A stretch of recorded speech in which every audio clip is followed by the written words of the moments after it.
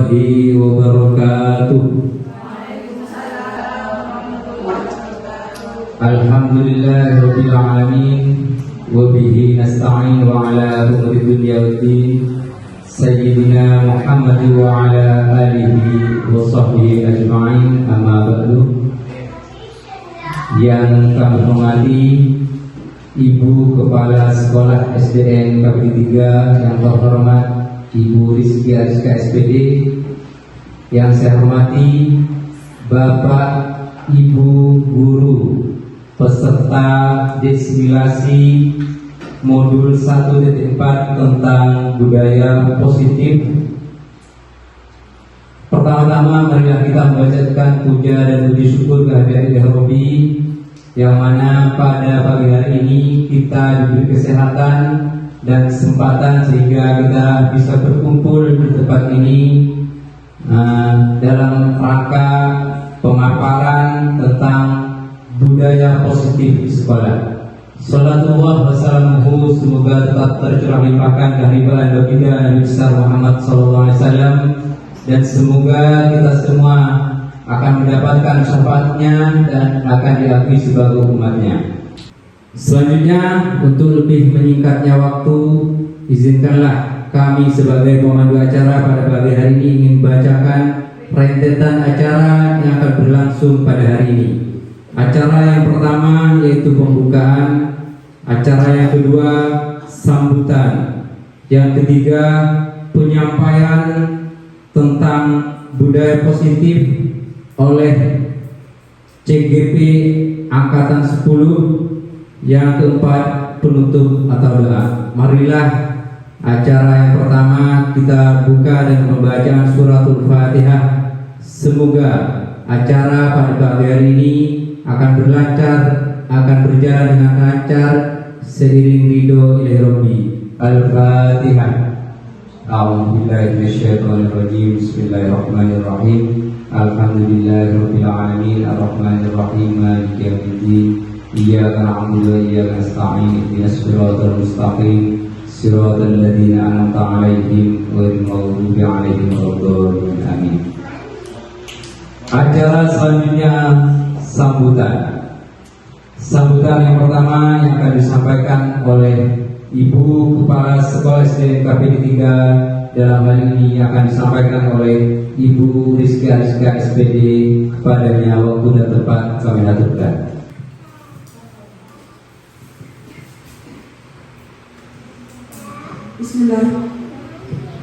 Bismillahirrahmanirrahim. Assalamualaikum warahmatullahi wabarakatuh. Yang saya hormati Bapak dan Ibu guru SDN KPD 3, dan yang saya hormati juga CGP Angkatan 10 Bapak Prayogi. Pada kesempatan kali ini marilah kita panjatkan puji syukur alhamdulillah atas berkat Allah Subhanahu wa taala, yang mana pada hari ini kita bisa berkumpul di sini, di tempat ini dalam acara desiminasi pemaparan aksi nyata oleh Bapak Prayogi tentang budaya positif. Salawat serta salam semoga tetap tercurah limpahkan keharibaan baginda Nabi besar kita, Nabi besar Muhammad Sallallahu Alaihi Wasallam. Yang pertama, saya mengucapkan terima kasih kepada Bapak dan Ibu semua yang sudah hadir pada hari ini, yaitu pada acara desiminasi tentang budaya positif. Harapan saya melalui pemaparan desiminasi ini bisa merubah paradigma berpikir kita tentang bagaimana cara menerapkan disiplin positif di sekolah tanpa adanya punishment dan reward. Jadi semoga apa yang nanti disampaikan oleh Bapak Prayogi itu bisa bermanfaat bagi kita semua, bisa dijadikan ilmu untuk kita semua, agar kita bisa menerapkan budaya positif kepada siswa di sekolah. Dan saya juga berharap, harapan kita semua dari pelaksanaan CGP Pendidikan Guru Penggerak, Pak Yogi diberi kemudahan, diberi kelancaran hingga lulus nanti. Dan semoga ilmu yang didapat dari pendidikan guru penggerak ini bisa bermanfaat untuk kita semua, khususnya demi kemajuan SDN KPD 3 ke depannya. Mungkin itu saja yang dapat saya sampaikan. Terima kasih. Wassalamualaikum warahmatullahi wabarakatuh. Terima kasih kami sampaikan. Semoga apa yang telah disampaikan kita dapat melaksanakannya, khususnya di SDN KPD 3. Acara selanjutnya yaitu diseminasi atau pemaparan modul 1.4 tentang budaya positif, yang dalam hal ini akan disampaikan oleh CGP Angkatan 10, akan disampaikan oleh Bapak Prayogi Puja Antara. Padanya waktu dan tempat kami haturkan.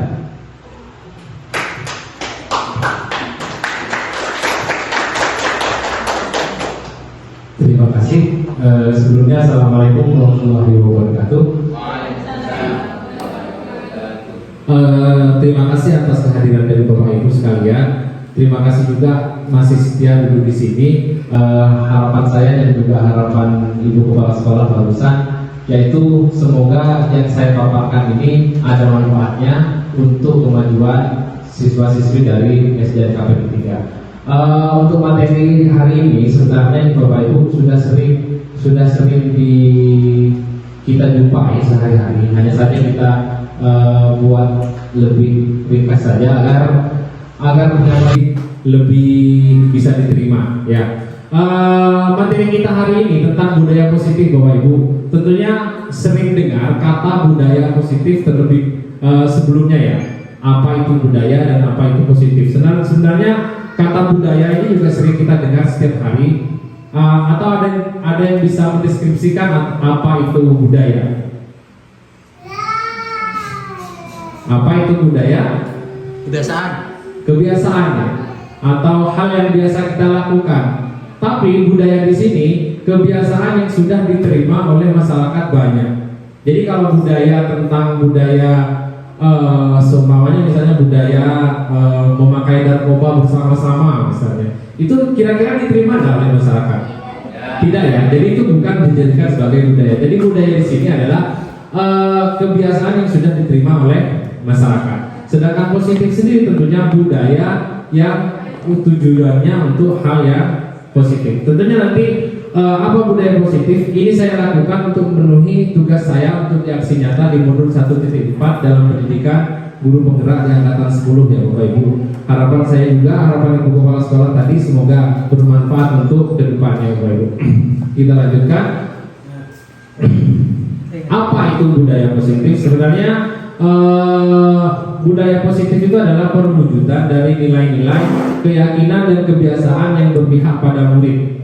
Jadi nilai-nilai atau keyakinan yang kebiasaan yang sudah diterima oleh masyarakat banyak, tujuannya apa? Tujuannya untuk memberikan pelajaran atau pelayanan yang terbaik untuk murid kita. Kebiasaan yang disepakati bersama. Jadi ada kata-kata disepakati bersama Bapak Ibu.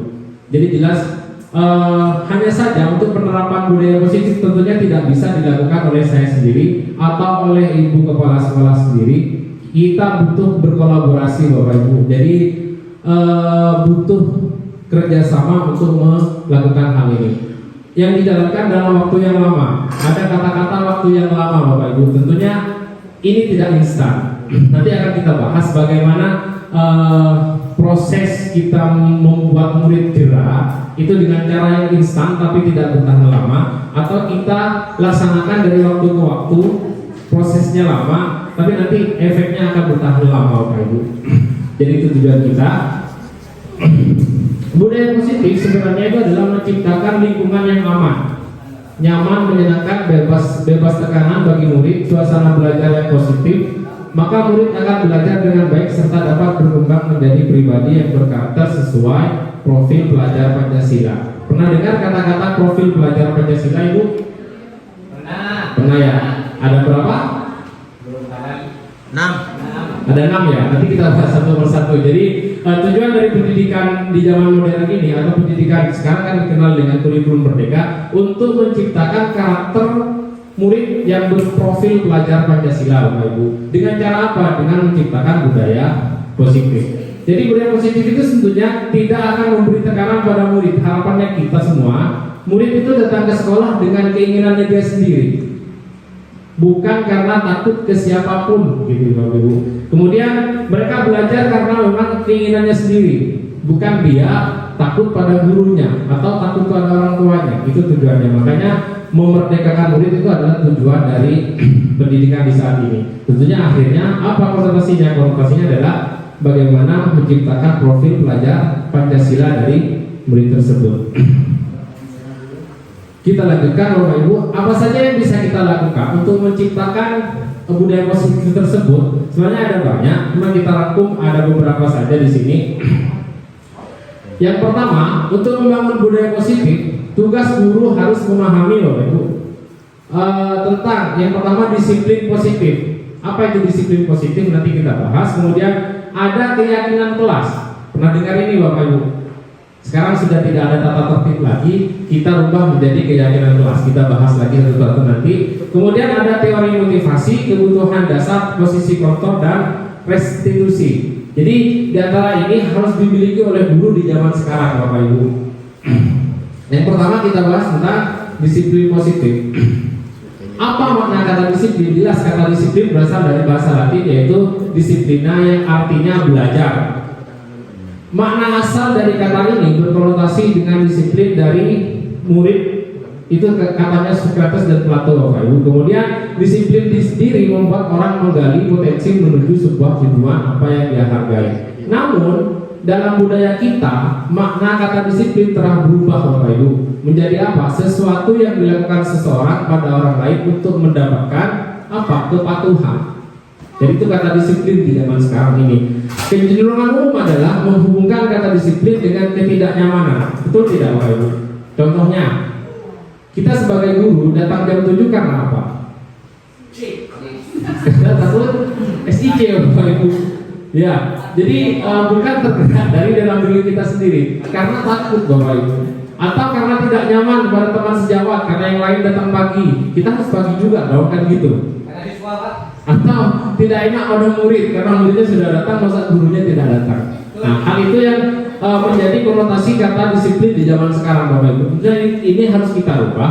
Kita mendisiplinkan murid harus disiplin dari gurunya terlebih dahulu ya. Kita lanjutkan.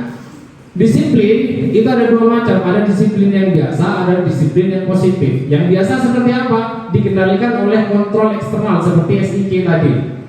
Itu kontrol eksternal kan dari luar. Sedangkan disiplin positif itu dikendalikan oleh kontrol intern karena maunya sendiri.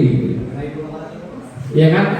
Nah, kemudian yang kedua, adanya hukuman, iming-iming atau reward. Ini jelas adalah disiplin biasa. Disiplin positif apa? Adanya konsekuensi logis dari segala tindakannya. Jadi kalau saya tidak masuk, saya ngapain? Saya ngapain? Apa dampaknya bagi saya? Makanya dia akan tergerak dengan sendirinya. Kemudian fokus pada perilaku. Sedangkan disiplin positif itu fokus pada akar pembuat perilaku, yaitu keyakinan karakter. Kemudian ada peraturan dibuat oleh yang berkuasa. Contohnya dulu adalah tata tertib Ibu. Tata tertib dibuat oleh siapa? Penguasa. Oleh sekolah, ya kan? Oleh sekolah. Jadi sekolah membuat tata tertib dengan tujuan apa? Agar murid mematuhinya. Sedangkan disiplin positif, peraturan itu dibuat bersama-sama. Nanti kita bahas endingnya nanti ke keyakinan kelas. Keyakinan kelas itu akan dibuat oleh siapa? Siapa yang melaksanakan? Kita akan bahas nanti Bapak Ibu. Kemudian ketaatan jangka pendek. Jelas karena ada disiplin biasa, kita taatnya jangka pendek. Misal nih ya, ada murid takut pada guru si A. Kalau guru si A itu ada, murid itu disiplin. Tapi saat guru itu tidak masuk, berangkat haji misalnya 40 hari. Disiplin dah anak itu? Tidak, karena dia takut sama seseorang. Jadi itu disiplin biasa. Sedangkan disiplin positif, kesempatannya itu mengerjakan karakter. Kemudian sebagai ancaman, jelas ini adalah disiplin biasa. Kemudian yang ketujuh, guru sebagai polisi dan penghakimi. Itu zaman dulu ya Bapak Ibu. Jadi seolah-olah guru sebagai penghakim. Bahkan kemarin saya waktu ikut elaborasi dengan Bapak fasilitator, ada salah satu temannya, ada satu Bapak instruktur Bapak bukan fasilitator, ada salah satu temannya dipanggil oh ini teman saya, teman SMA saya. Kemudian ditanyakan, masih ingat nggak kamu dengan guru ini? Langsung orang tersebut, dia sudah jadi guru, Bapak Ibu. Orang tersebut merasa dirinya itu tidak mau mengenal atau tidak mau ingat nama guru tersebut. Kenapa? Setelah diselidiki ternyata dia pernah dihukum dulu, sampai melekat, sampai dia jadi seorang guru pun ke guru itu masih melekat. Itu dampak negatifnya, Bapak Ibu. Guru sebagai polisi dan penghakimi. Makanya sekarang saya sudah tidak marah-marah lagi ya. Seperti itu. Kemudian yang ketujuh, guru sebagai detektif yang selalu berusaha memahami dan terus cari solusi memperbaiki akar masalah. Ini disiplin positif. Guru itu mencari akar masalahnya. Kenapa? Misalnya, Dani kenapa sering terlambat? Dani kenapa tidak mengerjakan PR? Itu dicari akar masalahnya, bukan dimarahi, Bapak Ibu. Ternyata setelah ditelusuri, seperti itu kondisi keluarganya di rumah. Bapak ibunya sudah bercerai, kemudian tidak ada di sini. Mamanya juga udah ke TikTok. Iya, dengan TikTok mamanya. Itu faktor dari keluarganya. Jadi harus guru memposisikan dirinya sebagai ini, Bapak Ibu, mencari solusi. Kita lanjutkan.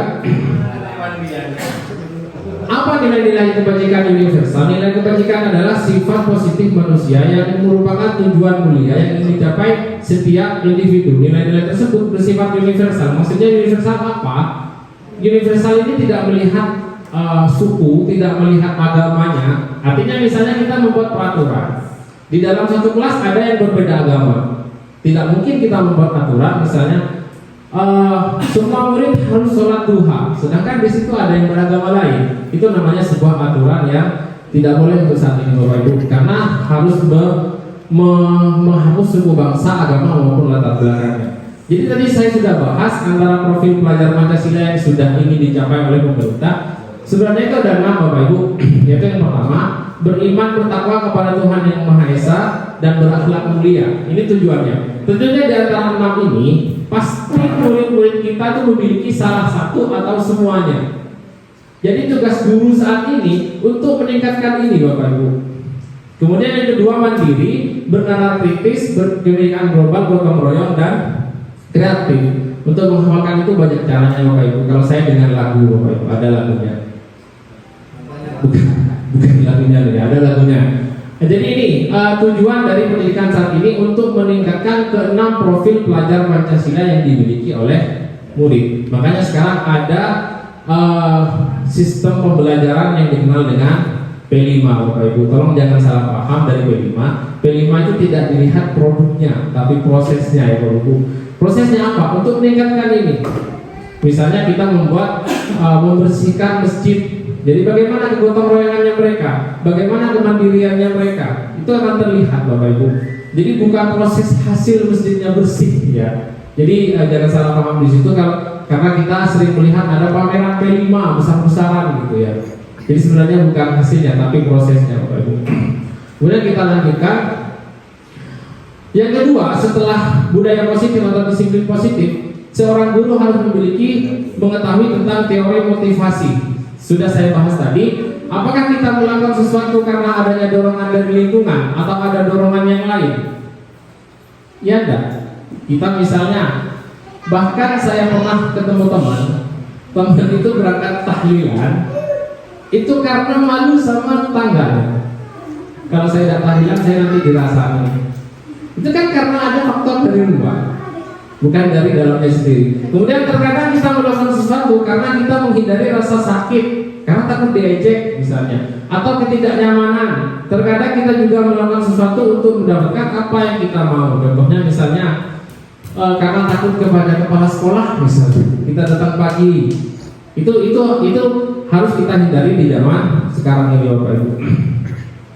Kemudian Daniel Goldstein menyatakan ada 3 motivasi perilaku manusia. Yang pertama, untuk menghindari ketidaknyamanan atau hukuman, ini harus kita hindari. Kemudian yang kedua, untuk mendapatkan imbalan atau penghargaan dari orang lain, ini harus kita hindari juga. Yang harus kita lakukan ini yang ketiga, Bapak Ibu, untuk menjadi orang yang mereka inginkan dan menghargai diri sendiri dengan nilai-nilai yang mereka percaya. Jadi ini yang harus kita lakukan sekarang. Jadi kita melakukan sesuatu karena ada nilai-nilai dari diri kita sendiri, bukan dari faktor orang lain.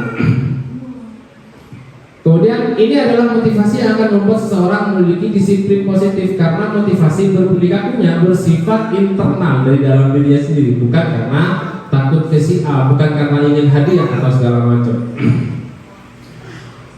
Kemudian kita lanjutkan ke keyakinan kelas yang ketiga. Jadi tadi kan ada banyak Bapak Ibu tentang disiplin positif, kemudian teori motivasi. Yang ketiga adalah keyakinan kelas. Apa itu keyakinan kelas? Kita bahas satu persatu. Mengapa keyakinan kelas? Mengapa tidak peraturan kelas saja? Apa bedanya? Peraturan kelas ini dibuat oleh sang penguasa, yaitu kalau di sekolah yaitu guru ya Bapak Ibu. Misalnya tidak boleh datang terlambat, harus mengerjakan PR, tidak boleh ramai di dalam kelas. Maka kalau itu dibuat oleh sepihak, ada salah satu murid atau beberapa murid yang akan merasa tertekan misalnya, atau tidak nyaman. Sedangkan keyakinan kelas ini dibuat bersama-sama oleh guru, kepala sekolah, bahkan melibatkan murid. Jadi keyakinan kelas ini murid sendiri yang membuat. Nanti kita rangkum satu persatu. Nilai-nilai keselamatan atau kesehatan inilah yang kita sebut sebagai suatu keyakinan, yaitu nilai universal tadi Bapak Ibu, yang disepakati secara tersirat dan tersurat lepas dari latar belakang suku, negara, bahasa, dan agama. Jadi nanti bentuk dari keyakinan kelasnya itu kita mengesampingkan ini. Nah, tentunya ini juga berdasarkan kesepakatan dari guru dan murid. Kita lanjutkan. Pembentukan keyakinan sekolah atau kelas. Yang pertama, keyakinan kelas bersifat lebih abstrak dari peraturan yang lebih rinci dan konkret. Misalnya, ada peraturan sekolah yang mengatakan setiap murid tidak boleh datang terlambat. Itu kan bisa disingkat, disiplin, ya kan? Atau tertib. Sebenarnya seperti itu. Jadi lebih konkret. Akhirnya keyakinan kelas itu juga pernyataan universal. Keyakinan kelas senantiasa dibuat dalam bentuk positif. Tidak ada kata-kata keyakinan kelas itu dilarang Bapak Ibu. Misalnya tidak boleh atau dilarang, itu bukan keyakinan kelas. Jadi keyakinan kelas itu bersifat positif. Kata-katanya positif. Misalnya dilarang berlarian di depan kelas, bisa dirubah berjalanlah di depan kelas. Jadi itu kata-kata negatif itu sekarang dihapus Bapak Ibu. Keyakinan kelas sebenarnya tidak terlalu banyak sehingga mudah diingat. Seperti kata saya tadi, semua murid dilarang terlambat, misalnya tidak boleh terlambat. Kalau kata-kata tertib saja atau disiplin itu kan lebih gampang diingat. Kemudian yang kelima, keyakinan kelas sebaiknya sesuatu yang dapat diterapkan di lingkungan tersebut. Maksudnya gimana? Misalnya semua murid tidak boleh bermain di sungai atau ke laut, sedangkan sekolahnya ada di atas gunung Bapak Ibu. Kan tidak relevan, gitu ya. Jadi harus bisa diterapkan di lingkungan tersebut. Kemudian yang keenam, semua warga kelas hendaknya ikut berkontribusi dalam pembuatan keyakinan kelas. Jadi berkontribusi semuanya warga sekolah ya. Lewat kegiatan curah pendapat, bersedia meninjau kembali keyakinan kelas dari waktu ke waktu. Jadi keyakinan kelas itu bersifat dinamis. Jadi misalnya suatu saat dirasa kurang baik bisa diperbaiki, dirasa kurang sempurna bisa ditambahkan. Jadi itu keyakinan kelas Bapak Ibu. Kemudian prosedur pembentukannya, yang pertama mempersilahkan warga sekolah atau murid di sekolah atau di kelas untuk bercurah pendapat. Jadi di kelas 4 saya sudah praktekkan kemarin. Setiap anak disuruh membuat 5 atau beberapa tentang aturan Bapak Ibu. Tentunya ada yang mengatakan guru dilarang merokok. Itu ada. Itu dari ada yang bernama Isma kemarin. Ada seperti itu. Jadi itu semua curhatan atau aturan-aturan yang mereka inginkan sendiri itu disuruh ditulis Bapak Ibu. Kemudian yang kedua, mencatat semua masukan. Jadi semua masukan itu dicatat, saya tempelkan di poster, kemudian saya susun keyakinan kelas sesuai prosedur pembentukan keyakinan kelas. Gantilah kalimat-kalimat yang berbentuk negatif menjadi positif. Contohnya seperti ini, saya tadi sudah pernah jelaskan. Jangan berlari di kelas atau di koridor. Kalimat negatifnya kan ya. Kalimat positifnya, berjalanlah di kelas atau koridor. Itu kan lebih positif itu. Kalau dengan kata jangan. Kemudian yang keempat, tinjau kembali daftar curah pendapat yang sudah dicatat. Yang terakhir adalah kita setujui bersama-sama. Kalau sudah aturan itu atau keyakinan kelas itu disusun bersama-sama, nanti murid akan susah untuk melanggarnya karena itu dibuat sendiri, gitu maksudnya. Disepakati sendiri seperti itu. Ini bentuk keyakinan kelas yang sudah saya buat Bapak Ibu, ada 5 macam. Tertib dan disiplin ini berasal dari ada anak yang bilang harus datang jam 7, harus ini, harus itu. Saya rangkum menjadi tertib dan disiplin. Kemudian yang berikutnya belajar dengan sungguh-sungguh, karena di kelas ada yang mengatakan di kelas tidak boleh gaduh, di kelas harus mendengarkan katanya. Ada banyak macam-macam curhatan anak-anak itu. Saya rangkum menjadi seperti ini. Kemudian menjaga kebersihan dan kerapian kelas. Ada yang mengatakan buanglah sampah pada temannya. Nah, pada tempatnya, ya. Jadi itu juga curhatan dari anak-anak. Kemudian bersikap jujur. Ini ada salah satu curhatan dari murid perempuan saya yang mengatakan kalau saya sering dipinjam bolpennya Pak, kemudian tidak dikembalikan. Ada seperti itu. Bahkan salah satu anak yang tiap kali ke sekolah dia tidak membawa alat tulis. Tiap hari dia pinjam, setelah pinjam tiap hari dia tidak mengembalikannya. Yang jadi pertanyaan, murid perempuan itu memang tiap hari beli bolpen. Jadi ini curhatannya. Apa yang saya rangkum? Saya rangkum menjadi bersikap jujur, tanggung jawab, dan saling menghormati. Yang terakhir adalah mengerjakan tugas tepat waktu. Ini kecenderungan ada murid yang sering lupa mengerjakan PR, Bapak Ibu. Jadi ini keyakinan kelas. Jadi kalau sudah seperti ini akan mudah diingat. Nanti kalau ada murid yang melanggar, ayo keyakinan kelas mana yang kamu langgar? Saya seperti itu. Ini kan kamu buat sendiri kan? Oh iya Pak, oh iya Pak. Memang ini tidak instan Bapak Ibu. Jadi untuk membuat anak tolong ocak itu susah. Memang. Jadi harus kita ingatkan terus, Kalau perlu nanti saya sudah buat posternya tapi belum ditempel. Nanti saya akan tempel itulah. Biar ini gampang dibaca dan gampang diingat. Harapan saya atau harapan ibu kepala sekolah juga tadi mengatakan bahwa keyakinan kelas itu kita akan buat sebagai keyakinan sekolah. Jadi seluruh warga sekolah itu nanti meyakini bersama-sama aturan yang sudah mereka buat bersama-sama. Gitu. Kemudian kita lanjutkan untuk memenuhi kebutuhan guru melayani murid. Ini yang keempat adalah kebutuhan dasar manusia. Pernah kita lihat seorang murid atau murid yang tiap hari diajari ke temannya, sebenarnya ada apa itu? Setelah kita gali, kebutuhan dasarnya itu tidak terpenuhi.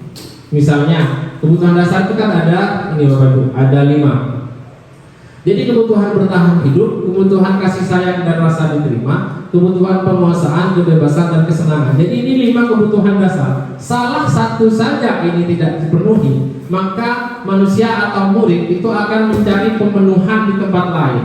Jadi kalau murid dia akan mencari pemenuhan di sekolah. Misalnya dia di rumah, dia tidak mendapatkan kesenangan, dia akan mencari kesenangan di sekolah. Kesenangan apa yang dia cari? Biasanya karena murid, dia kesenangannya itu akan cenderung nanti sifatnya negatif. Sama, kalau guru juga 5 kebutuhan dasar ini harus terpenuhi. Bagaimana kebutuhan bertahan hidupnya? Berkaitan dengan mungkin keuangannya, kemudian kasih sayang. Tentunya dapat semuanya kasih sayang. Lah kalau kurang ini apa yang terjadi? Itu Bapak Ibu yang harus kita penuhi dari kebutuhan dasar dari murid-murid kita. Kemudian ada kebebasan. Kalau di rumah dia terkekang terus, sampai di sekolah dia akan mencari kebebasan. Dia akan memberontak terus, dia akan disuruh mengerjakan PR, dia tidak mau. Karena apa? Dia tidak mendapatkan kebebasan. Artinya kebebasan di sini bukan kebebasan secara negatif ya Bapak Ibu ya. Kita bahas satu persatu. Kebutuhan bertahan hidup, kebutuhan yang bersifat fisiologis untuk bertahan hidup, misalnya kesehatan, rumah, dan makanan. Kebutuhan biologis bagian dari proses reproduksi, termasuk kebutuhan untuk tetap bertahan hidup. Komponen psikologis pada kebutuhan ini membutuhkan akar rasa nyaman. Jadi kalau murid sudah tidak mempunyai kebutuhan ini, tidak mendapatkan ini, maka dia akan memberontak Bapak Ibu. Kemudian kebutuhan yang kedua, kebutuhan kasih sayang dan rasa diterima. Jelas semua murid butuh ini. Kalau di rumahnya dia tidak mendapatkan kasih sayang, saya contohkan tadi murid saya itu di rumahnya dia tidak mendapatkan kasih sayang. Apa dampaknya? Dampaknya dia akan mencari kasih sayang dari kelompoknya yang lain. Contohnya dari lingkungan sekolah. Lah sampai di sekolah mereka anak tersebut misalnya tidak mendapatkan kasih sayang juga dari temannya, dia sering ngeledekin temannya, apa yang terjadi? Anak tersebut justru akan sering dilecehkan. Saya tidak mau Pak temenan sama itu, dia nakal Pak. Padahal apa? Dia kebutuhan kasih sayangnya itu tidak terpenuhi di rumahnya. Apa tugas kita? Ya kita mengasihi mereka. Kita kasih sayang kita kepada mereka. Kalau anak SD boleh Bapak Ibu kita perlu boleh. Tapi kalau ngajar di SMA jangan. Kemudian yang ketiga, penguasaan atau kebutuhan pengakuan atas kemampuan. Kebutuhan ini berhubungan dengan kekuatan untuk mencapai sesuatu, menjadi kompeten, menjadi terampil, diakui atas prestasi dan keterampilan kita, didengarkan dan memiliki rasa harga diri. Pernah tidak kita mengatakan ini kepada murid? Kenapa sih jawabanmu selalu salah? Kenapa sih gambarmu selalu jelek? Apa yang tidak mereka dapatkan? Mereka itu butuh ini Bapak Ibu, butuh di alam intinya. Jadi setiap jawabannya mereka, oh ini sudah baik, sini saya kasih tahu yang lebih baik lagi. Jadi seperti itu, jangan pernah mengejas jawaban murid itu salah gitu Bapak Ibu ya. Jadi kasihan karena kebutuhan penguasaannya itu belum tidak akan terpenuhi nanti. Kemudian yang keempat, kebebasan. Murid harus diberikan kesempatan untuk membuat pilihan. Ini arti kebebasannya ya Bapak Ibu. Dan tanggung jawab atas pilihannya yang telah diambil. Memberi kebebasan bukan berarti membiarkan mereka melakukan apa saja yang mereka mau. Kebebasan berarti kesempatan membuat pilihan, menyerukan pendapat dan percaya diri, memberikan kesempatan untuk mencoba hal-hal baru. Jadi kebebasan di sini maksudnya semua murid bebas mengasih pendapat, semua murid bebas mengekspresikan dirinya, atau bahkan murid yang bernama Dani itu kan sering mukul-mukul bangku ya Bapak Ibu. Karena sering mukul-mukul bangku, awalnya memang saya merasa risih kenapa sih selalu ramai. Setelah ditelusuri, ternyata dia dia suka dari gendang-gendangan tuh Bapak Ibu. Jadi seumpamanya sekolah kita punya alat musik seperti itu bisa diarahkan di situ. Tapi saya sedikit mendownloadkan game drum itu. Jadi kalau di kelas ya sudah kamu main ini dulu. Ternyata dia berirama juga. Karena apa? Karena dia sudah terbiasa mukul bangku. Begitu. Jadi kalau zaman dulu kita mukul bangku, saya masih ingat di SMP itu saya diambilkan batu besar oleh guru suruh mukul batu itu sampai luka tangan itu karena saya sering mukul bangku. Jadi sekarang sudah tidak ada seperti itu. Kita arahkan bakat mereka, kita cerna bakat mereka. Sebenarnya mereka itu punya bakat terpendam Bapak Ibu. Kemudian yang berikutnya, kesenangan. Kebutuhan untuk merasa senang, kebutuhan akan kesenangan adalah kebutuhan untuk mencari kesenangan, bermain, tertawa. Bayangkan hidup tanpa rasa senang, betapa menyedihkannya. Iya tidak? Ya. Bahkan saya sampai sekarang ini Bapak Ibu sering keluar malam.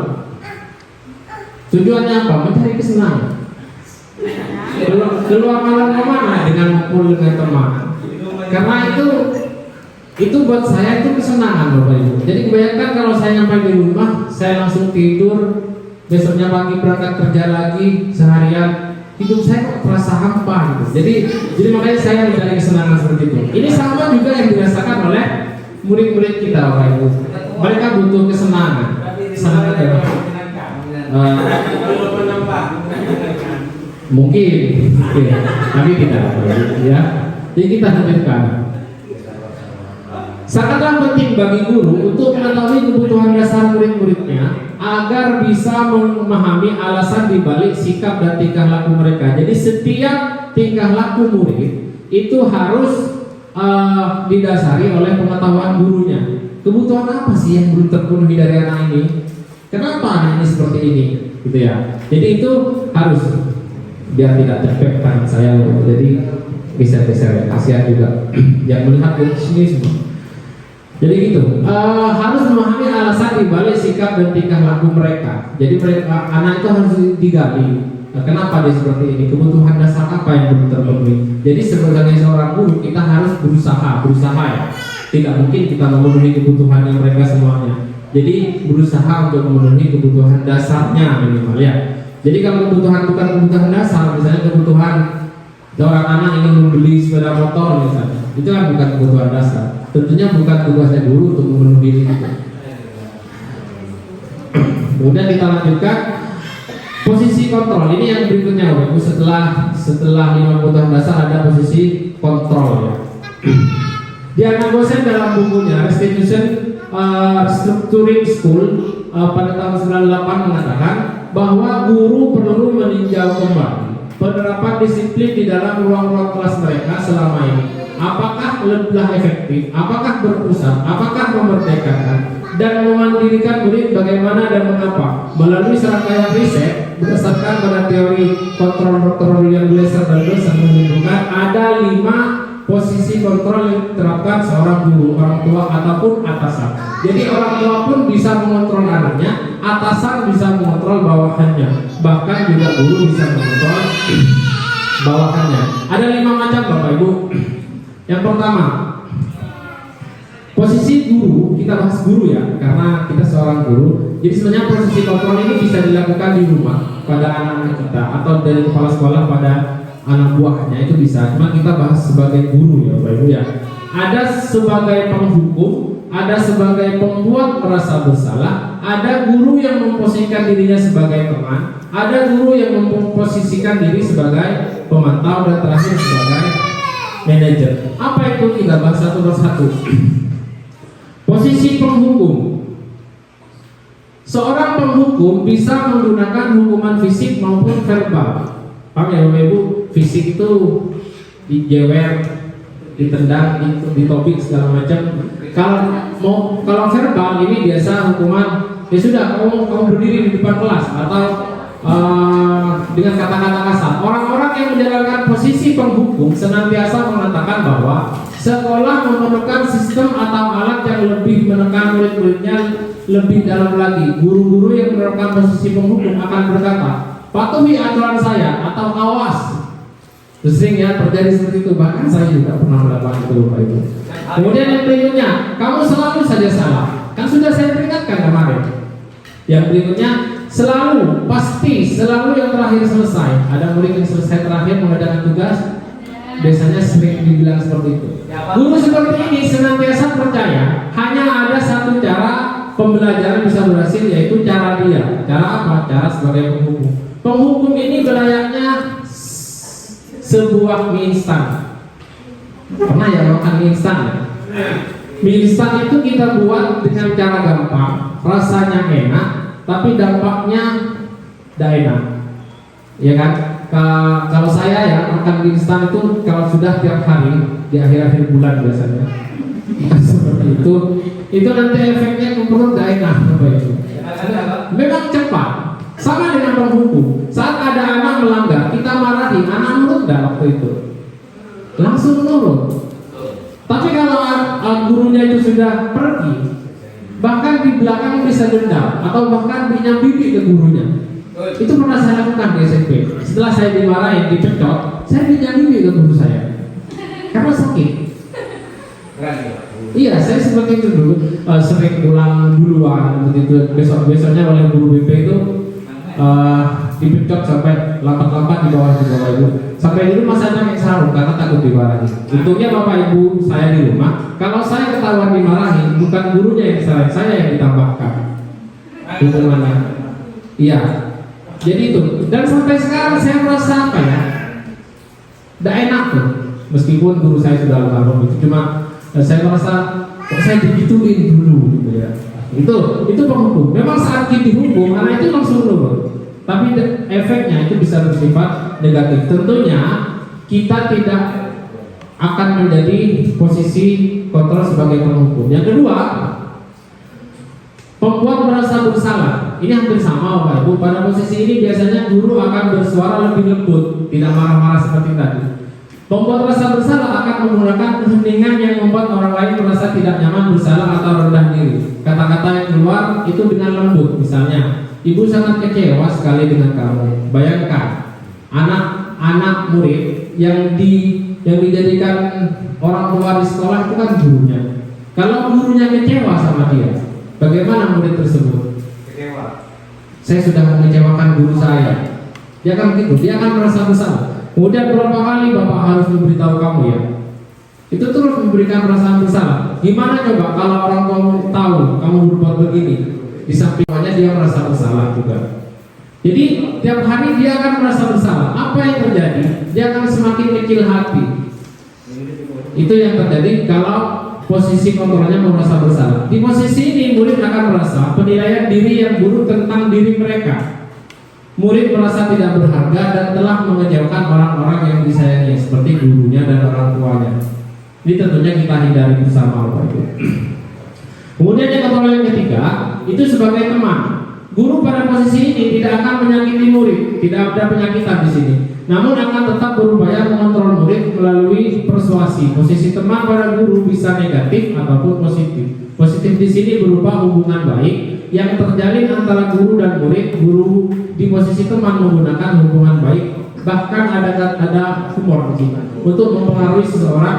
Mereka akan berkata, ayolah bantu demi Bapak, ayolah gini kaki, minta gini kaki lagi, kami saudara Bapak, gitu ya. Itu sebenarnya memposisikan dirinya sebagai teman. Ayo ingat tidak, Bapak kan selama ini sudah bantu kamu. Gitu. Ya sudah, kali ini tidak apa-apa, nanti Ibu bantu bereskan. Gitu ya. Itu sebenarnya posisi sebagai seorang teman. Apa dampaknya? Hal negatif dari posisi teman adalah bila suatu saat guru tersebut tidak membantu lagi, murid akan kecewa. Kan sudah biasa dibantu, dan guru tersebut tidak membantu lagi, misalnya dipindah misalnya. Arah apa sekolah, ngapain saya rajin-rajin, lawang teman saya sudah ada. Gitu. Karena gurunya satu orang yang dianggap sebagai teman. Hal lain yang mungkin timbul adalah murid hanya akan bertindak untuk guru tertentu dan tidak untuk guru lain. Karena saya misalnya dianggap teman, guru lain ngomong tidak didengarkan karena saya temannya, yang lain musuhnya. Mungkin mengungkap seperti itu. Kemudian murid akan tergantung pada guru tersebut. Jadi kalau guru tersebut tidak masuk, murid itu akan tergantung. Tergantung itu maksudnya bukan digantung ya, jadi tergantung. Kalau bergantung kan begitu. Kemudian yang berikutnya sebagai seorang pemantau. Memantau berarti mengawasi. Pada saat kita mengawasi, kita bertanggung jawab atas perilaku orang-orang yang kita awasi. Posisi memantau berdasarkan pada peraturan-peraturan dan konsekuensi dengan menggunakan sanksi atau konsekuensi. Pertanyaan yang diajukan seorang pemantau seperti ini. Peraturannya apa? Jadi seorang pemantau itu langsung ke aturan, ke data. Pernah tidak? Kita sekolah di satu sekolah. Kalau saya pernah sekolah di SMA dulu, ada sistem poin. Kalau kita melanggar, itu poinnya nambah. Semakin nambah poinnya, hukumannya apa? Tidak naik kelas. Saya hampir dulu itu sudah mendapatkan 9 poin kalau tidak salah. Jadi 1 poin lagi itu tidak naik kelas. Apa yang terjadi? Pemikiran saya gini, biar dah 1 poin lagi sang-misang. Jadi seorang pemantau itu selalu keaturan, data, catatan, gitu. Kemudian sanksi dan konsekuensinya apa? Langsung begitu. Karena kalau tata tertib itu nanti kalau begini sanksinya apa, kalau begini sanksinya apa. Jadi ada seperti itu. Kemudian seorang pemantau sangat mengenalkan penghitungan, catatan, data dapat digunakan sebagai bukti atas perilaku seorang. Posisi ini akan menggunakan contoh stiker misalnya, slip catatan, daftar cek seperti saya sebutkan tadi. Posisi pemantau menunjukkan tanggung jawab guru dalam mengontrol murid. Dampaknya apa? Seperti tadi Bapak Ibu, kita murid menuruti peraturan itu karena takut pada aturannya, bukan dari dalam dirinya sendiri. Posisi pemantau sebenarnya itu sudah cukup baik, cuman ada yang terbaik Bapak Ibu. Yang terbaik adalah bagaimana seorang guru memposisikan dirinya sebagai seorang manajer. Bagaimana manajer bergerak? Posisi di mana guru berbuat sesuatu bersama dengan murid, mempersilahkan murid mempertanggungjawabkan perilakunya, mendukung murid agar dapat menemukan solusi atas permasalahannya sendiri. Jadi kalau ada murid terlambat, kita tanyakan kenapa terlambat. Kalau tidak terlambat, biar tidak terlambat kamu harus bagaimana. Begitu. Jadi kita mencari solusi, bukan mencari penghukuman Bapak Ibu. Seorang manajer telah memiliki keterampilan di posisi teman maupun pemantau, dan dengan demikian bisa jadi waktu-waktu tertentu kembali pada kedua posisi tersebut bila diperlukan. Di manajer, murid diajak untuk menganalisis kebutuhan dirinya.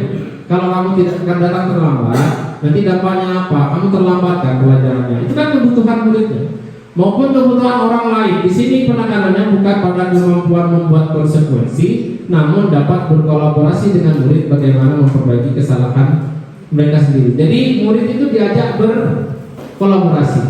Agar apa? Agar mereka menemukan permasalahan dan memecahnya sendiri dengan dituntut oleh guru. Jadi harapannya kita menjadi posisi seorang manajer. Tentunya kembali ke yang tadi Bapak Ibu, untuk menerapkan ini itu tidak segampang itu. Jadi karena kita melihat murid sudah di seperti ini, di manajer, di pelan-pelankan, dilos-alosi ya, itu masih seperti ini. Apa yang harus kita lakukan? Ya kita terus lakukan, Bapak Ibu. Jangan sampai kita menghukum mereka.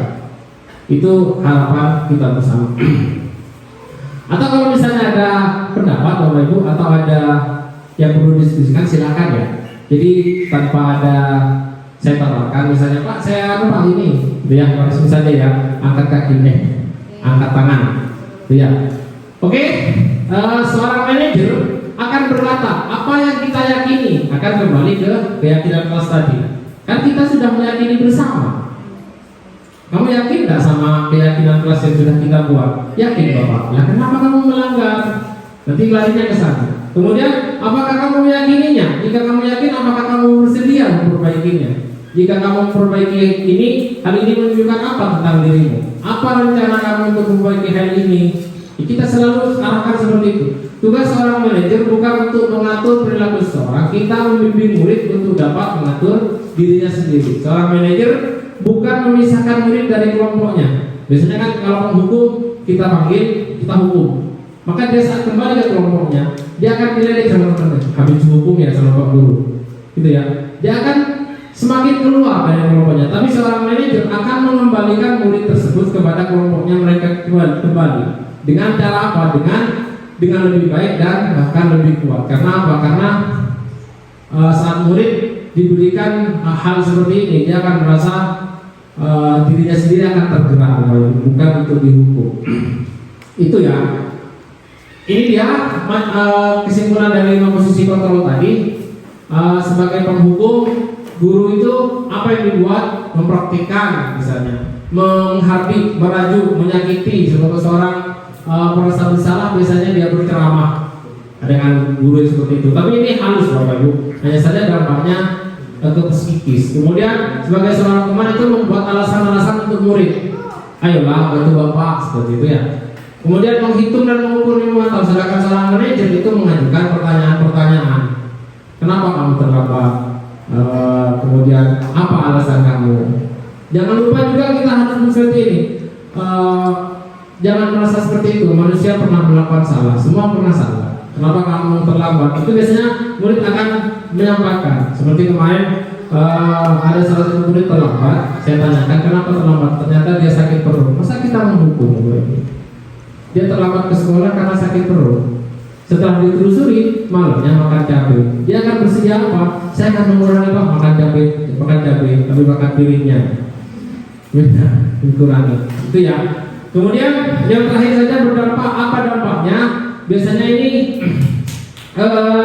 mengulangi kesalahannya karena dia dihukum karena takut. Kemudian merasa rendah diri untuk membuat merasa bersalah.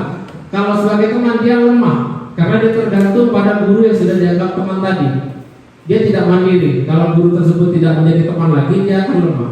Kemudian menitikberatkan pada sanksi. Ini pemantauan. Yang terakhir manajer mengevaluasi diri, bagaimana cara memperbaiki diri. Jadi ini tujuan kita bersama, alasan kita bersama. Tentunya juga kita kembali yang tadi, untuk menjadi seorang manajer melakukan ini kita harus lakukan secara bersama-sama, tidak mungkin sendiri-sendiri Bapak Ibu. Jadi kita harus saling berkolaborasi.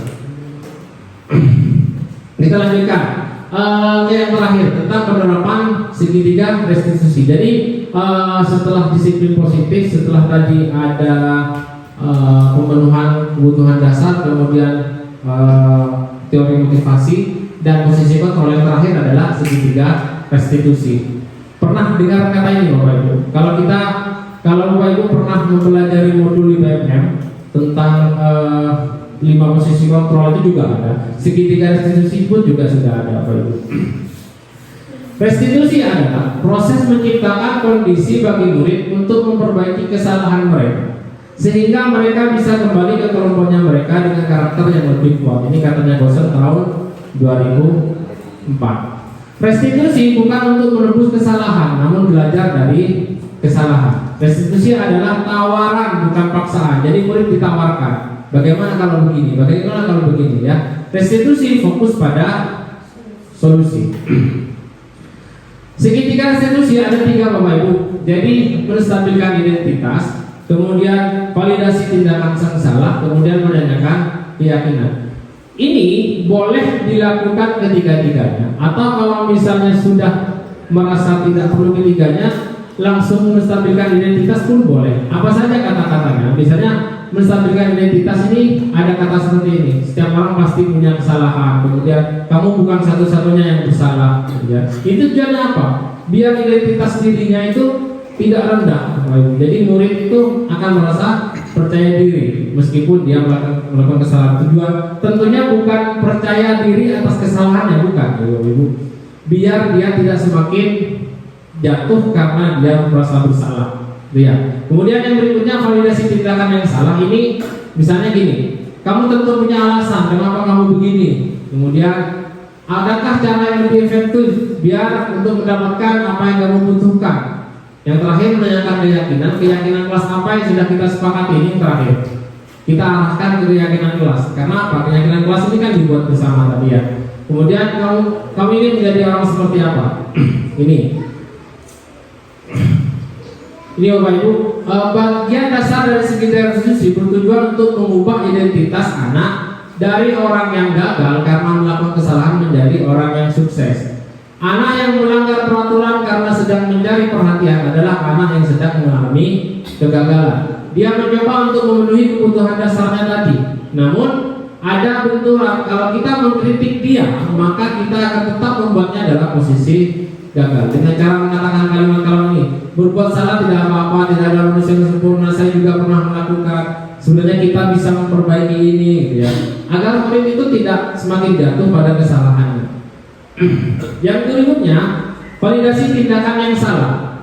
Setiap tindakan kita lakukan dengan suatu tujuan. Tentunya itu, ya. Setiap tindakan ada tujuannya, yaitu memenuhi kebutuhan dasar. Kalau kita memenuhi kebutuhan dasar apa yang mendasari sebuah tindakan, kita akan bisa menemukan cara-cara efektif untuk memenuhi kebutuhan tersebut. Restitusi tidak menyarankan guru bicara ke murid bahwa melanggar aturan adalah sikap yang baik, bukan, ya. Jadi bukan ada anak yang melanggar terus kita puji, oh bagus karena kamu sudah melanggar, bukan. Jadi restitusi itu guru harus memahami alasannya, kenapa kamu melanggar, kenapa, gitu ya. Dan paham bahwa setiap orang pasti akan melakukan yang terbaik dari waktu tertentu. Kalau kita tolak anak yang sedang berbuat salah, dia akan tetap menjadi bagian dari masalah, ya. Jadi kalau anak yang bersalah, bagian kita tolak, dia akan terus menjadi hal yang masalah. Namun bila kita memahami alasannya, melakukan sesuatu, maka dia akan merasa dipahami. Jadi saya salah karena begini, Pak. Saya karena begini, Bapak. Jadi semakin dipahami, semakin itu semakin terbuka, gitu ya. Yang terakhir adalah menanyakan keyakinan. Teori kontrol ini menyatakan bahwa kita pada dasarnya termotivasi secara internal. Ketika identitas telah tercapai, langkah 1 identitas tadi, ya, dan tingkah laku yang telah divalidasi di langkah 2, maka anak akan siap untuk dihubungkan dengan nilai-nilai yang dipercayai. Apa nilai yang dipercayai? Yaitu keyakinan kelas tadi, dan berpindah menjadi orang yang dia inginkan. Pertanyaan-pertanyaan di bawah ini menghubungkan keyakinan anak dengan keyakinan kelas atau keluarga. Guru dapat membantu dengan bertanya, seperti apa jika mereka menjadi orang seperti itu? Ketika anak sudah mendapatkan gambaran yang jelas tentang orang seperti apa yang mereka inginkan, guru dapat membantu anak-anak tetap fokus pada gambaran tersebut. Jadi menanyakan keyakinan ini larinya nanti kan kita sudah menanyakan alasannya, dia salah. Kemudian kita beri keyakinan bahwa tidak hanya kamu yang bersalah, semua pernah melakukan kesalahan.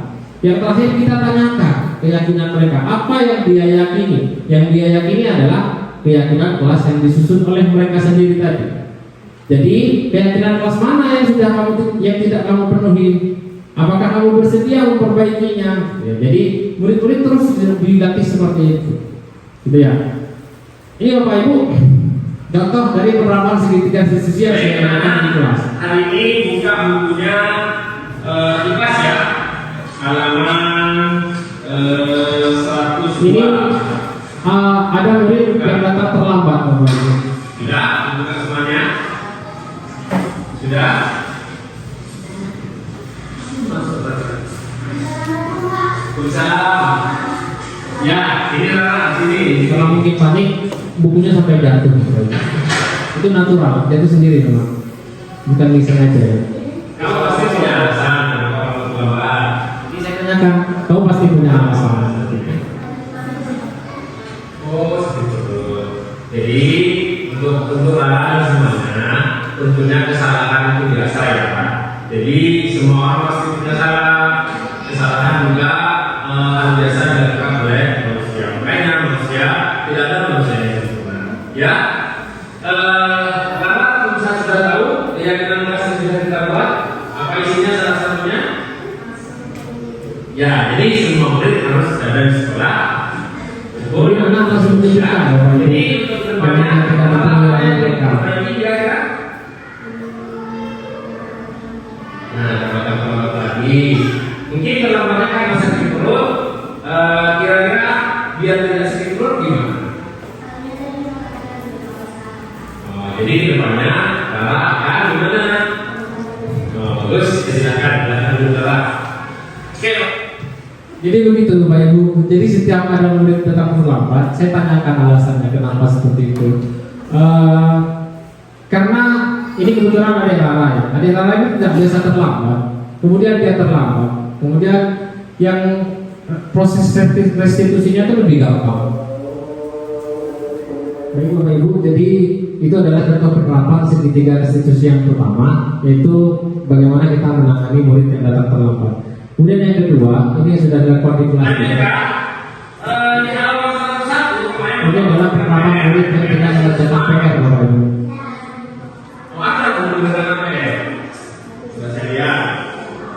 Tentunya ada punya alasan kenapa tidak ada PR. Kenapa? Oh kayaknya sedih. Ya, jadi sekali lagi akan Bapak jelaskan bahwa tidak ada manusia yang sempurna ya. Tetap semua orang pernah punya kesalahan. Ya, tentunya ada tidak mengerjakan PR karena menunggu kakeknya yang sedang sakit. Oke, kemarin sudah kita buat, kita bahas, kira-kira apa yang sudah tidak dilakukan oleh Anda? Ya, ini semua murid harus mengerjakan PR. Itu yang jelas sudah kita buat bersama-sama ya. Nah, kira-kira apa untuk kedepannya biar PR-nya selesai bagaimana? Nah, jadi sebelum melakukan menjenguk kakek atau sebelum melakukan bermain, PR-nya dikerjakan terlebih dahulu. Baik ya, terima kasih. Silakan dilanjutkan. Jadi itu, kita tanyakan dulu alasannya kenapa dia tidak mengatakan PR. Ternyata kalau sudah ditanyakan alasannya, Arda tadi itu mengatakan dia neneknya sedang sakit Bapak Ibu. Jadi dia harus menjaga adiknya di rumah karena orang tuanya menjaga neneknya. Kemudian dia juga saat malam dijemput ayahnya untuk ke rumah sakit juga bersama-sama karena adiknya masih kecil. Jadi masa seperti itu kita hukum Bapak Ibu. Jadi tentunya kita tidak boleh menghukum seperti itu. Kita hanya mengatakan bagaimana caranya biar kamu itu PR-nya selesai. Dia mengungkapkan sendiri Bapak Ibu. Baik Pak, saya akan mengerjakan terlebih dahulu. Jadi sampai di rumah saya akan mengecek PR langsung titik PR Bapak. Jadi kalau sore misalnya disuruh jaga adik, saya sudah selesai PR-nya. Jadi begitu. Kemudian yang ketiga, ini saya belum sempat membuat videonya. Ini ada dua anak yang atributnya itu tidak lengkap Bapak Ibu. Jadi dia tidak memakai dasi. Kemudian bahkan anak ini waktu saya temui itu sepatunya dibuka Bapak Ibu. Jadi dia nyeker sebenarnya tidak pakai apa-apa. Kemudian saya tanyakan kenapa seperti itu. Ternyata di bagian kakinya itu ada luka Bapak Ibu. Jadi ada semacam koreng begitu.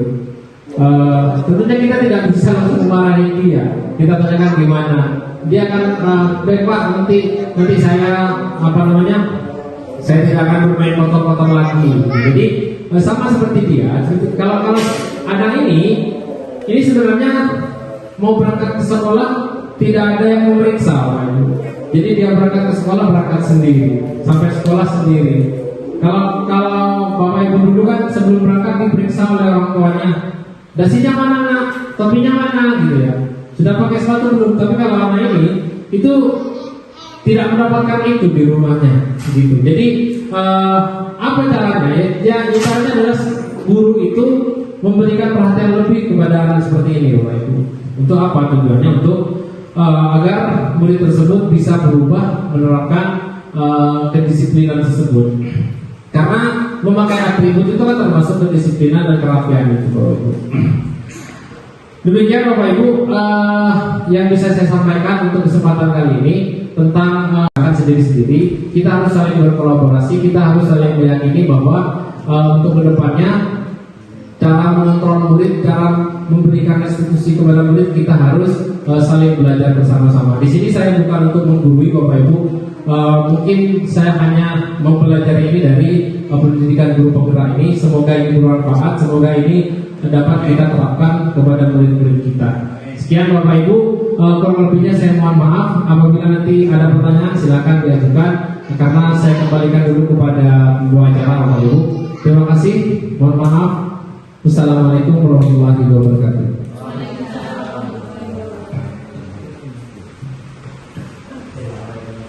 Terima kasih kami sampaikan. Semoga apa yang telah disampaikan akan mendapatkan banyak manfaat kepada kita semua, dan semoga kita semua dapat menerapkannya di sekolah kita di SDN KPD 3. Baiklah, untuk acara selanjutnya yaitu sesi tanya jawab. Jadi kami buka cermin yang pertama, yaitu dari dua penanya. Dipersilakan jika ada dari pemaparan tadi yang belum Bapak Ibu pahami atau ada sekedar masukan dari apa yang dia sampaikan, kami persilakan. Yang pertama yaitu dua penanya. Persilakan siapa yang mau bertanya. Oke, terima kasih. Dipersilakan Ibu Fajri. Baik, assalamualaikum warahmatullahi wabarakatuh. Di sini saya ingin bertanya mengenai dari kelima kebutuhan dasar manusia tersebut. Kita sebagai guru kan sudah berusaha untuk memahami dan untuk bekerja sama untuk mendidik murid kita. Dan bagaimana dengan orang tua, Pak? Apakah orang tua itu juga perlu berperan di dalamnya? Dan jika memang perlu berperan untuk kelima kebutuhan manusia tersebut, bagaimana cara kita mengkomunikasikan dengan orang tuanya? Mungkin hanya ini yang ingin saya tanyakan. Terima kasih. Terima kasih. Untuk penanya kedua, mungkin ada yang mau bertanya. Oke, persilakan.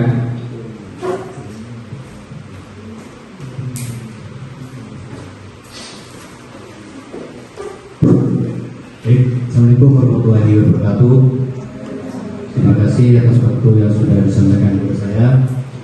Ini Bapak, saya mau tanya, menurut kasus Bapak yang tadi itu kan kasusnya bukan secara terus-menerus. Nah, di sini ada kasus di siswa saya, di mana kerjaannya baru itu pas pelajaran sering mengganggu temannya. Nah, bagaimana cara merestitusi siswa tersebut, mengingat saya sudah kasih hukuman, saya sudah katanya sebagai teman, saya sudah membujuk dia, saya ajak ngobrol, tapi semuanya itu tidak berdampak secara optimal pada siswa tersebut, tapi terus saja mengulangi. Terima kasih. Cukup sekian. Assalamualaikum warahmatullahi wabarakatuh.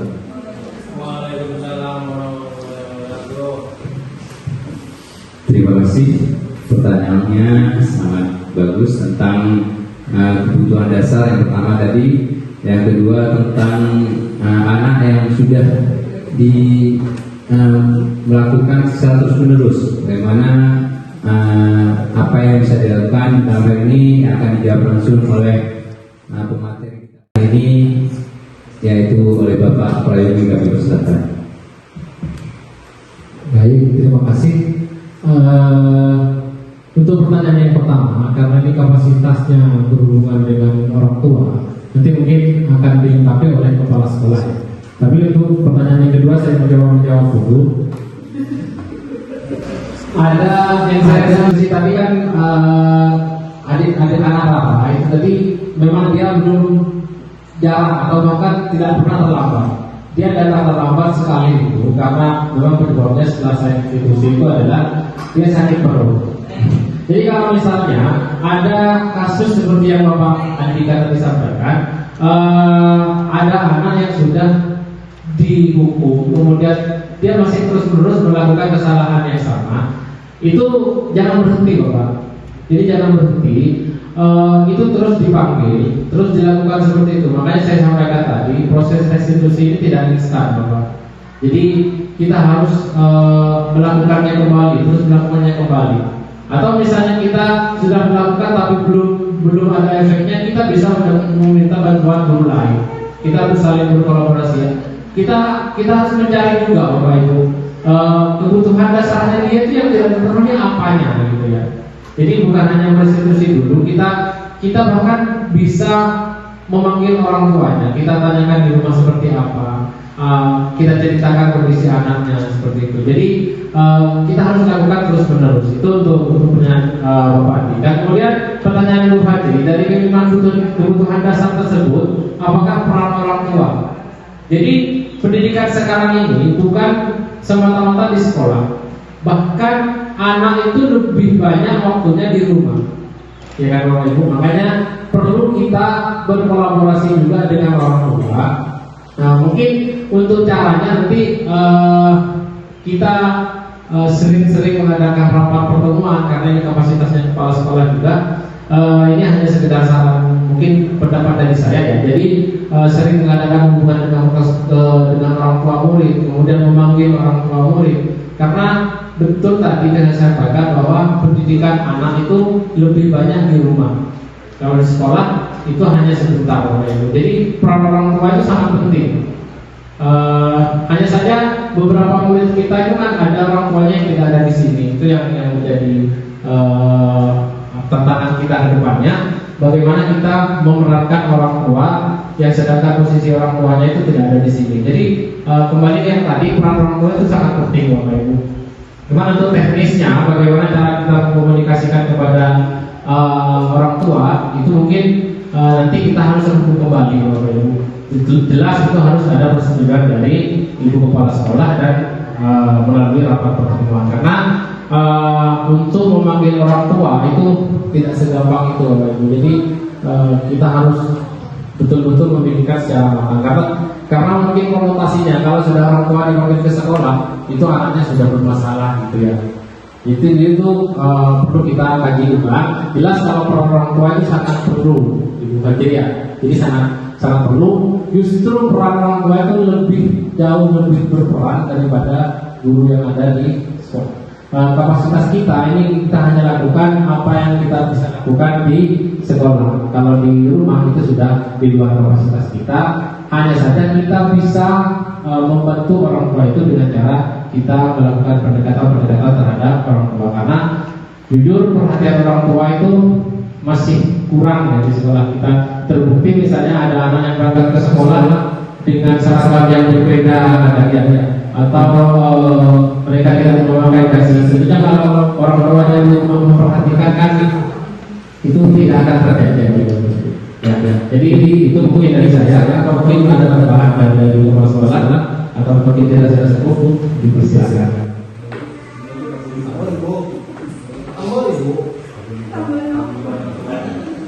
Terima kasih jawaban dari pemateri hari ini. Mungkin ada tambahan jawaban dari Ibu Kepala Sekolah. Sepertinya sudah cukup. Mungkin gimana dengan penanya? Apakah puas dengan jawaban tadi? Puas Bu. Alhamdulillah. Mungkin karena ini waktunya sudah agak siang. Alhamdulillah penyampaian materi hari ini berjalan dengan lancar, dan alhamdulillah juga sudah banyak sekali materi yang telah kita dapatkan bersama. Dan harapan dari kepala sekolah tadi, semoga kita semua dapat menerapkannya Artinya, nah jadi saya pribadi teringat ketika saya masih sekolah SD dulu tentang budaya positif ini, saya langsung teringat tentang waktu saya sekolah SD. Saya dulu pernah tengkar dengan teman saya, kemudian saya dijewet sambil dibanting oleh guru saya. Itu tetap saya ingat. Dan kemudian yang kedua, saya pernah main bolpen di dalam bangku. Saya ginikan, dan bolpen saya dibawa ke depan, dipatahkan oleh guru itu. Dan itu saya selalu ingat sampai sekarang. Dan mudah-mudahan sampai sekarang ini, setelah kita semua sudah mendapatkan materi dari Bapak Pradik tadi, semoga kita dapat merubah cara-cara pembelajaran kita menjadi pembelajaran yang lebih baik lagi. Mungkin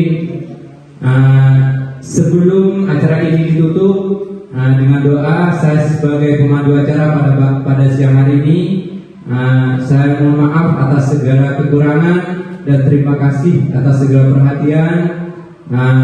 Penutup, kami persilahkan kepada Bapak Hidayatul Rahman SPDI, kami persilahkan.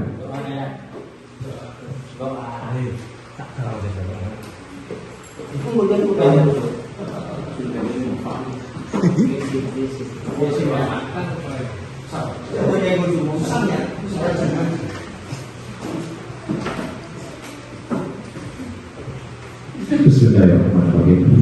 Alhamdulillahirrahmanirrahim. Hamdan syakirin, hamdan yasmin, hamdan ya Allah ta'ala ma'i buri ya Allahumma salli ala Muhammad wa ala Allahumma taqabbal minna innaka wa nazalatu Rabbana atina fid dunya hasanah wa qina adzaban subhanaka wa salamun ala mursalin walhamdulillahi rabbil alamin. Rabbana taqabbal minna ya Fatihah.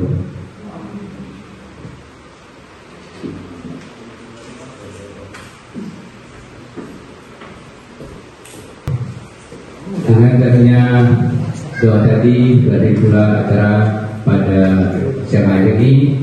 Assalamualaikum warahmatullahi wabarakatuh.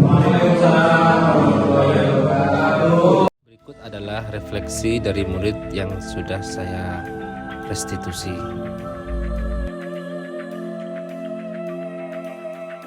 Rencana perbaikan, saya akan berusaha menjadi guru. Pertama, mengikuti pelatihan dan peningkatan keterampilan guru. Yang kedua, mengembangkan kurikulum dan materi pembelajaran, membangun lingkungan kelas yang mendukung, kolaborasi dengan orang tua dan komunitas. Yang kelima, evaluasi dan penyesuaian berkelanjutan. Sekian dari saya, kurang lebihnya mohon maaf. Terima kasih. Salam dan bahagia Bapak Ibu guru hebat.